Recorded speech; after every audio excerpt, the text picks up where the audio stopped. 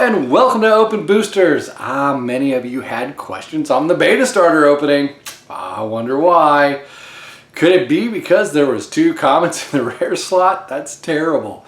Some of you are saying, oh my gosh, it was a repack. No, not a repack. It's actually an official Wizards of the Coast blunder. As crazy as that sounds, I actually picked up the pack in 1993 at a comic book store in Denton.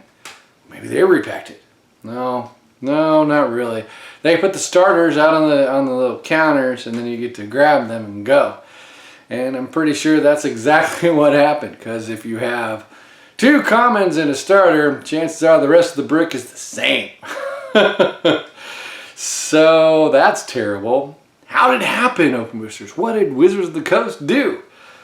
Well, from what I understand from Tavis, the historian of Magic the Gathering, well, they had 3 troughs.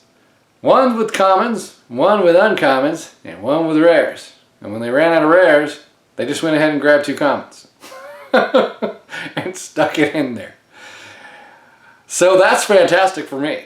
Because, you know, when you open something and you expect 2 rares and you get an island and a jump, you're really not too excited.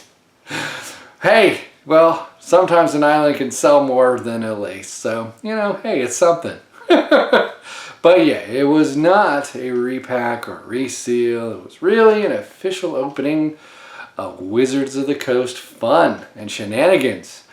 Many of you said I should write to Wizards of the Coast and ask for a refund for my $8. I think I should. I think they should send me an $8 check in the mail. That would be hilarious. I really do. I think that would be funny.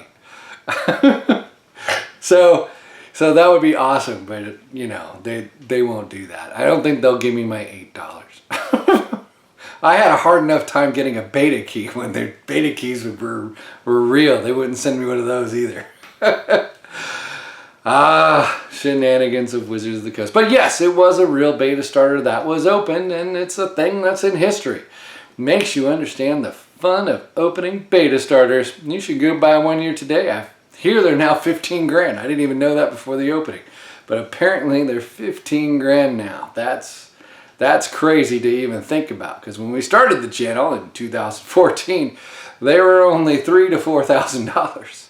So now they're $15,000. So that was a $15,000 opening to get 2 commons in the rare slot. Opening is always priceless. It actually is opening. It's always priceless because it lets us relive those days of, well, opening stuff that should have really cool stuff in the rare slot. But the uncommon selection was just fantastic. You couldn't have said anything else. It was amazing. So fun. The beta booster will be open soon. You know, it's October. I've done a lot of openings. I want to do some talking videos maybe. I don't know. Let's see. Another question on the video was, why do I keep turning cards upside down? That's weird, right? Is it like a kooky kind of karma thing where you let the luck out or whatever? No, I'm just checking the centering. Because when you look at a card straight on, it looks like a card, right? And you think it has good centering because you've seen this card all the time in your face every single day. And you're like, oh my goodness, it's a Rod-a-Roo. Man, it looks great. It's fantastic centering. And then, with a trick of the eye, you can actually see the edges a little clearer. You turn it upside down and you can see, if I could get the glare off the thing, if you can see actually there's a big bold on, this side. Everything gets reversed, it's terrible. On this side of the camera. So there you go, and that's why I do it. Because when you look at something often, all the time, in your face, you just don't see the correct centering until you change the perspective. And this one's easier to see, because that's why I used it as kind of an easier example. But like this conversion, you can't, for me, I don't know if it's going to be hard for you, but for me, it was hard to see that it's off-centered until you turn it upside down and you can see it better. And that's just the thing. That's why I turned it upside down, to see centering. Because it's sometimes a little bit tricky to the eye. and you turn it upside down. It's easier when you have the cards in front of you to actually see the visual perspective of it. And that's why I turned it upside down. Is so my brain is thinking about centering instead of saying, hey, look, it's a pretty card. It's a card you love. It's crazy. So that's why I do that. Another thing is, people don't like me grading the cards because you can't play with the cards once it's graded. Once you slab one of these things, hold on. Let me see. You can't shuffle a black vice here because in this case, that's terrible. How can you do that, Open Boosters? I hate the fact that you grade these because you can't play it anymore. Well, here's the thing I always theorize. Let's say I do grade this. Hey, look, it's graded. Crazy. Well, now I know the condition of it. If I want to, you can always crack the case and pull the card out. I haven't damaged the card at all. People buy cards that are like this, slab, crack it, and put it back in the deck. Grading a card does not take it out of a playing condition circulated thing. It doesn't. Anybody can buy a card and then crack that case open and start playing with it. It's a thing. The only reason to really grade it is if you want to preserve it, maybe put it on your wall to look at it, to say you have a 9.5 set, that's what I'm going for, really high beta set, that's what I really want. I want to be able to do it and leaf through it and look at card pack fresh cards. That's my goal, you know, to have a really high grade set. And that's kind of why I cracked the beta set, because it's fun to do. And I enjoy the cards. They're just fantastic. But there is no reason I couldn't crack this out of the set, out of the case, and play the card. So grading the card doesn't hurt the card. The card is fine. All you gotta do is crack it, open it, and pull it out, and then you can play with it.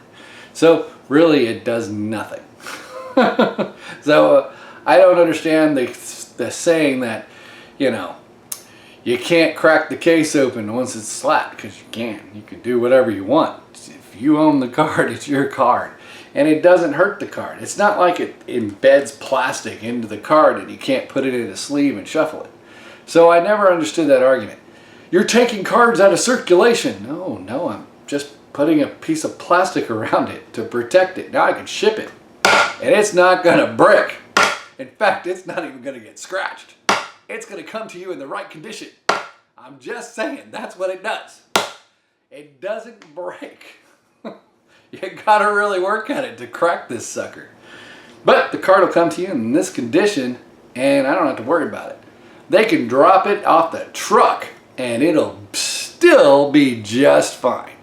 One time it actually got shipped and it chipped the edge, like tore the edge off, and the person said, hey, it's the chip, it's torn off. And I said, well, did it damage the card? He said, no. And I said, well, you're gonna crack it out of the case and play with it, right? And he said, yeah. And I went, well, then what do you care? They started the process for you. So the argument that you can't play with these cards ever again once they're encased is just incorrect, an incorrect statement as far as I'm concerned, because people crack these things all the time. I'm just saying, they do. Oh, so there you go. You can still crack those cases and play with the cards. I just figured I'd respond to that because I get that comment like a ton of times because I grade stuff and everybody gets mad. Well, not everybody. Some people get mad, some people don't. But now you understand the logic, right? And so that explains that. That's why it's okay to grade cards. It's fine. Doesn't hurt anything. The card will still be fine. Let's see. Any other things that I wanted to touch base on for that starter? The centerings were pretty good with the commons. I'm hoping that they come back 10. That'd be awesome because that increases my set. That'd be awesome. That'd be fantastic. No, I don't know. I think that's about it. I'm not quite sure. I thought there was one more thing that I wanted to touch base on.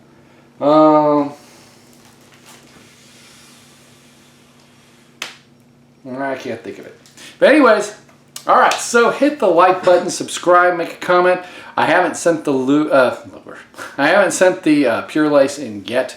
I will send it in soon. I haven't sent in Personal Incarnation either. So they will be heading out the door shortly, I hope. And, well, I guess I can say I'm going to be sending off an island and a jump. And, oh, that was what I wanted to touch base on. It is not an Epic Island rare pull. I forgot. That's what I was wanting to talk about. Yeah, it is not an Epic Island rare pull. Some people were thinking that, hey, you got an Epic Island rare. Nope, because it came off the common sheet. You know that because it came with a jump. If it came with a Shivan Dragon, then I would be going, yeah, we did it. But it did not come with a Shivan Dragon. Therefore, we were really hosed because it was on the common sheet. It was not an Epic Island rare pull. That is very unfortunate since I don't know if we're going to get there. So, hit the like button, subscribe, make a comment. It was not an Island rare pull. Ah, so sad. And I will talk to you again real soon. Hope you liked this video. And, well, let's open more packs.